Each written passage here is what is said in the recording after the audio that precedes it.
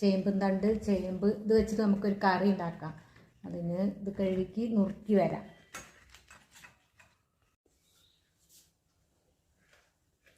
Hello, നമ്മളെ ചേമ്പ് നന്നായി കഴുകി നുറുക്കി വന്നിട്ടുണ്ട്. ഒരു കുക്കറിൽ ഇട്ട് കൊടുക്കുക. കുക്കറിട്ട് വെക്കുക.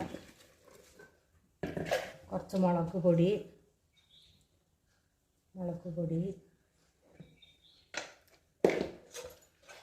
മഞ്ഞപ്പൊടി,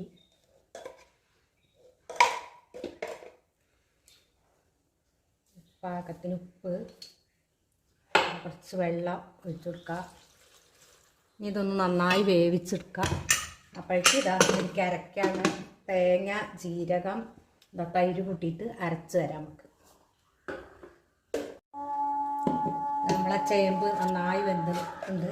നമുക്ക് ജീരകം, തേങ്ങ, തൈരും കൂടി അരച്ച് ഒഴിച്ചു കൊടുക്കാം.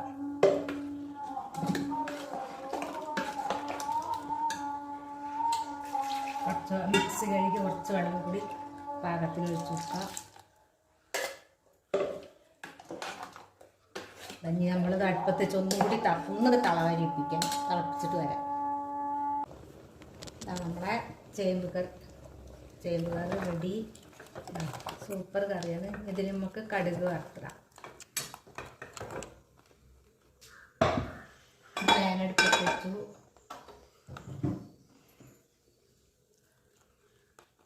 എണ്ണ ഒഴിച്ചു.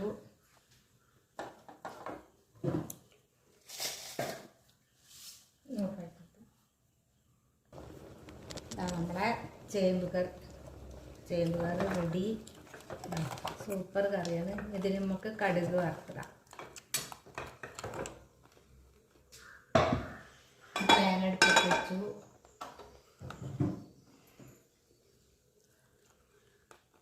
എണ്ണ ഒഴിച്ചു.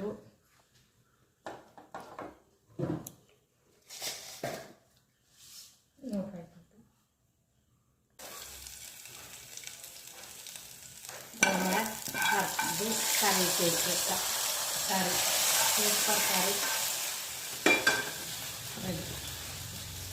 റെഡി.